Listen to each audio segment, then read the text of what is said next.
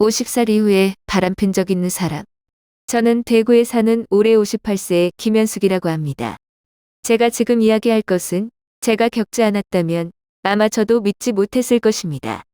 사람들은 여전히 50세 이후의 여성들은 여유 삶을 즐길 수 있을 것이라고 말한다. 남편과 아이들을 위해 몇 년 동안 고생하고 아이들이 성장하고 경제가 안정될 때까지 우리는 자신을 위한 시간을 가질 것이다. 저도 그렇게 믿었어요. 두 아이를 돌보고 나면 내 소원에 맞게 살 수 있는 편안한 날들이 있을 거라고 생각했다. 하지만 인생은 생각보다 간단하지 않다. 아이들이 보금자리를 떠나면 집은 갑자기 무섭도록 허전해진다. 수십 년 동안 사랑했던 남편은 이제 한 지붕 아래에서 함께 사는 낯선 남자일 뿐이다. 우리는 여전히 함께 식사하고 여전히 매일 아침 인사를 나누지만 할 말이 없다. 그는 휴대폰, 뉴스, 정치 이야기에 머리를 꽂았습니다. 제가 전혀 신경 쓸 수 없었던 것들이었죠. 매일 저녁 나는 그 남자 옆에 누워두세 개가 분리된 것처럼 느낀다. 나는 부부 사이의 거리를 가까이 두려고 노력했지만 그는 전혀 신경 쓰지 않았다. 점차적으로 나도 더 이상 노력하고 싶지 않다. 외롭다. 하지만 아무도 내가 외롭다는 것을 알아주지 않았다. 그러던 어느 날, 한 남자가 내 삶에 들어왔습니다. 58세의 나이에 일어날 줄은 꿈에도 생각지 못했던 방식으로 내 마음을 설레게 하는 사람. 그리고 그것이 실수라고 해야 할지 늦게 일어나야 할지 잘 모르는 이야기의 시작이다. 저는 25살에 결혼했어요. 남편인 이재호 씨는 한 냉전 회사의 정비 직원이었다. 급여는 높지 않지만 안정적인 직업입니다. 나는 열심히 일하고 술도 마시지 않고 도박도 하지 않고 바람 피우지 않는 한 남자가 있다면 그것은 여성의 행운이라고 생각했다. 우리는 대구 근교의 오래된 아파트에 산다. 평범하고 고급스럽지 않고 현대적이지 않지만 조용합니다. 이웃들은 모두 서로를 알고 있으며 아침에 문을 여는 소리를 들으면 누가 출근하고 누가 늦잠을 자는지 추측할 수 있다. 저와 같은 여성들은 매일 시장에서 아파트 복도에서 만나 야채 가격에 대해, 자녀에 대해, TV에서 방영되는 드라마에 대해 몇 마디씩 이야기합니다. 삶은 단순하고 조금 힘들지만 친숙함도 있습니다. 내가 어떤 여자였나요? 내 청춘은 부엌에, 빨래 더미에, 밥에는 잘 먹기 위해서가 아니라 배불리 먹기 위해서였다. 나는 돈을 모을 수 있도록 한 푼 한 푼의 걱정과 저축을 한다. 나는 내 취미도 없고 나 자신을 위한 시간도 없고 심지어 하루도 제대로 쉴 수 없다. 저는 항상 바빠요. 아이들이 무엇을 먹을지 걱정하고 수업료를 충분히 계산하느라 바쁘고 남편에게 출근할 때 따뜻한 옷을 입는 것을 잊지 말라고 상기시키느라 바쁘다. 추운 날에는 남편과 아이들이 대충 먹고 서둘러 문을 나서는 것을 알면서도 온 가족을 위해 아침 식사를 준비하기 위해 태양보다 일찍 일어났다. 더운 여름밤, 나는 부엌의 모든 그릇을 치운 후 모든 문이 잘 잠겼는지 확인한 후 잠자리에 드는 마지막 사람이다. 제 남편은 나쁜 남자가 아니에요. 그는 나를 때리지도 않고 가족을 소홀히 하지도 않았다. 하지만 그는 배려심이 없는 남자다.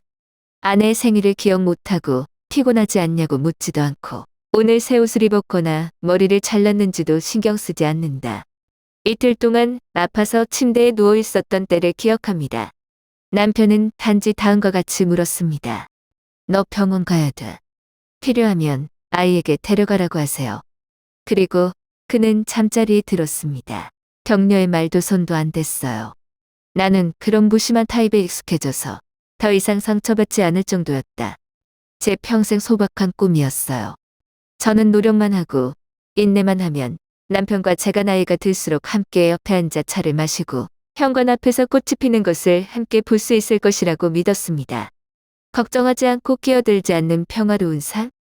결혼 33년 동안 그렇게 믿었다. 하지만 아이들은 자라서 집을 떠나 자신의 삶을 살았습니다. 제 남편은 여전히 똑같고 여전히 전화, 뉴스에 얼굴을 묻고 있습니다. 저는 신경 쓸 수 없습니다. 나는 이 집이 나만 변했다는 것을 깨달았다. 나는 늙었지만 이 결혼은 여전히 똑같다. 여전히 낯설고 공허하다. 난생 처음으로 스스로에게 물었습니다. 평생 이렇게 살면 행복할 것 같아요? 자녀들이 떠난 후의 삶은 무서울 정도로 조용해졌다. 예전에 바쁘더라도 나는 여전히 나를 둘러싸고 있는 친숙한 소리를 들었다. 아이의 말다툼 소리, 만화 프로그램이 나오는 TV 소리, 한 아이가 다른 한 아이의 장난감을 빼앗을 때마다 어머니를 부르는 소리. 이제 집은 넓지만 비어있고 단지 두 부부만이 마주보고 있다. 하지만 이상하게도 같은 공간에 있어도 남편에게 그렇게 낯설게 느껴본 적이 없다. 그는 56세에 은퇴했다. 더 이상 직업이 없고 더 이상 일찍 늦게 돌아오는 날도 없지만 우리 사이의 거리는 가깝지 않습니다. 그는 대부분의 시간을 방에서 보내고 뉴스를 보고 신문을 보고 전화를 끊었다. 나도 나만의 습관이 있다.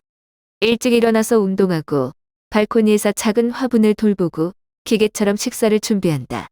우리는 여전히 함께 살지만 더 이상 서로 할 말이 없다. 12월 어느 추운 날 저녁, 생강차 한 잔을 타서 남편을 위해 방으로 가져갔던 기억이 생생하다. 그날 날씨가 너무 추웠고 공기가 건조해서 나는 그가 약간의 따뜻함을 좋아할 것이라고 생각한다. 그러나 문에 도착했을 때 나는 그의 목소리를 들었다. 부드럽고 따뜻하며 약간 놀리는 목소리. 10여 년 동안 못 들었던 목소리예요. 가슴이 조여오는 것 같아요. 나는 바로 들어가지 않고 문 밖에 조용히 서 있었다. 불빛이 희미한 방에서 남편은 휴대폰을 들고 누군가와 카카오톡을 하고 있다. 그는 조용히 웃으며 눈빛을 빛냈다. 내가 오래전에 잃어버린 줄 알았던 표정. 그리고 받는 사람의 이름을 보았습니다. 윤희. 나는 그녀가 누군지 모른다. 나는 그들이 언제부터 서로를 알고 있었는지, 얼마나 오랫동안 문자를 보냈는지 모르겠다. 저는 제가 33년 동안 함께 살아온 남자, 제가 한때는 멀고 건조하고 냉정하다고 생각했던 남자, 알고 보니 그는 여전히 상냥할 수 있었고 단지 저에게는 그렇지 않았습니다. 나는 찻잔을 들고 문에 서서 죽었는데 눈물이 저절로 흘렀다. 그 순간 저는 깨달았습니다.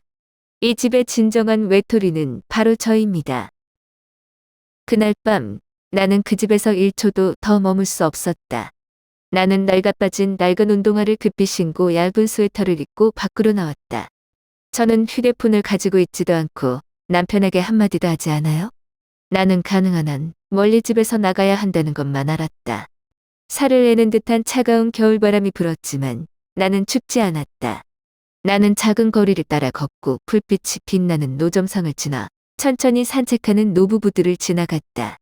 그 장면은 나를 갑자기 깨닫게 했다. 나는 더 이상 그 세계의 일부가 아니었다. 남편과 저는 언제부터 손을 잡지 않았습니까? 오늘 어땠어? 나는 말을 안 들은 지 얼마나 됐어요. 얼마만인지 금호강 앞에 섰다. 잔잔한 물줄기가 옅은 노란색 가로등을 비추고 있다. 나는 한숨을 쉬며 낡은 나무 벤치에 앉았다.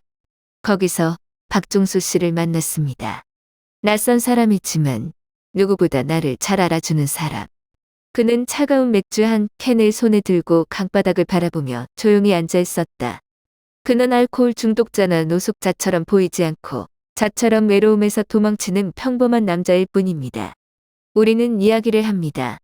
처음에는 날씨, 채소 가격, 대구의 혼잡한 도로에 대한 간단한 사교적인 이야기였다. 그런데 어찌된 일인지 몇 분 후에 다시 제 삶에 대해 이야기하기 시작했습니다. 비좁은 부엌에 파묻힌 청춘의 세월을 이야기한다. 아직 부화하지 못한 꿈에 대해, 수십 년 동안 참아왔던 차가운 결혼에 대해서요. 박 씨는 말을 끊지도 뒷말도 하지 않았다. 그는 듣기만 한다. 정말로요. 오랜만에 이런 느낌을 받았습니다. 누군가 자신을 똑바로 쳐다보고 아내로서도 아니고 어머니로서도 아니고 진짜 사람처럼 느껴졌습니다. 기약 없는 만남. 그날부터 나는 매일 저녁 강가에 갔다. 박 씨를 만나기로 한 것은 아니지만 매일 저녁 찾아와 낡은 나무 의자에 앉아 맥주캔이나 따뜻한 커피 한 잔을 들고 있다. 우리는 이야기를 합니다.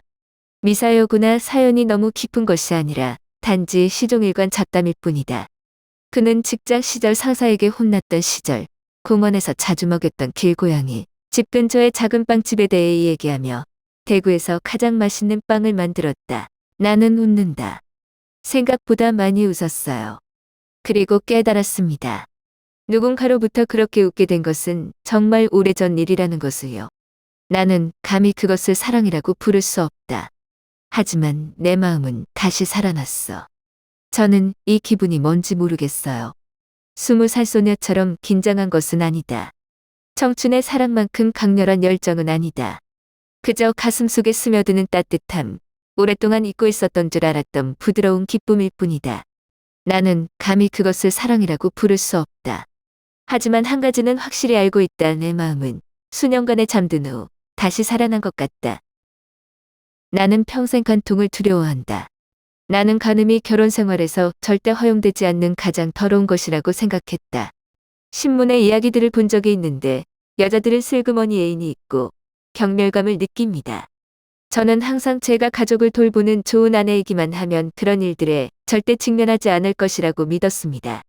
그러나 지금까지 나는 한 가지를 이해했다. 남편이 옆에 있는 순간 외로워지는 건 외도보다 더 아프고 무섭다. 나는 다른 남자에게 낙담한 것이 자랑스럽지 않다. 나는 그것이 틀렸다는 것을 안다. 나는 이 사회가 나 같은 여성을 결코 받아들이지 않는다는 것을 알고 있으며 이 나이에 남편이 아닌 남자로부터 약간의 따뜻함을 찾아다닌다. 하지만 후회는 없어요. 금호강변의 밤들 덕분에 박종수 씨와의 무자비한 이야기들 덕분에 나는 중요한 것을 깨달았다. 나는 아직 나다. 이재후의 아내도 두 아이의 엄마도 자신의 집에 있는 보이지 않는 중년 여성도 아니다. 나는 감정이 있고 슬픔을 알고 기쁨을 알고 설레고 사랑을 갈망하는 사람이다. 저는 남편 뒤에 그림자에 불과하지 않아요? 그리고 가장 가슴 아픈 것은 저는 30년 넘게 그것을 잊고 있었다는 것입니다. 제 이야기는 아직 끝나지 않았어요. 나는 박 씨를 계속 만날지 아니면 남편 옆에 조용히 있는 아내로 돌아갈지 선택했다. 나는 누구녀의 경계를 넘었습니까? 아니면 결국 내 마음과 함께 살 수 없는 겁쟁이에 불과합니까? 듣고 싶으시면 계속 말씀드릴게요. 언니들은요? 50세 이후의 저처럼 감히 말할 수 없는 비밀을 마음속에 숨겨본 사람이 있나요? 이름 없는 느낌. 한 차례의 설렘이 스쳐 지나갔다. 한 가지는 말하면 사람들이 판단하지만 본인은 후회하지 않는다. 만약 있다면 저에게 말해주세요. 나는 판단하지 않고 단지 함께 나누고 싶다. 왜냐하면 어느 나이엔가 우리가 불가능이라고 생각했던 것들은 항상 마음에 둔하다는 것이 밝혀졌기 때문입니다.